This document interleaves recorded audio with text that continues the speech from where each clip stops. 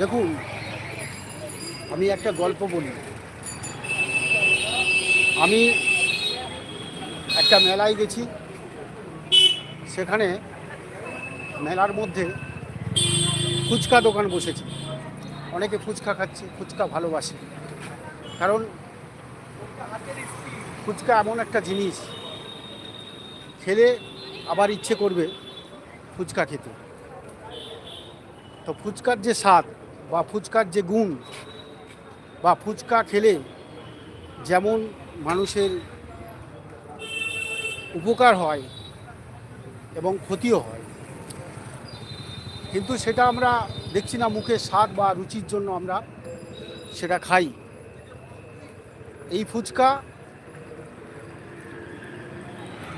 দুটো কারণ আছে, একটা উপকারী এবং উপকার করে, এবং সেখানে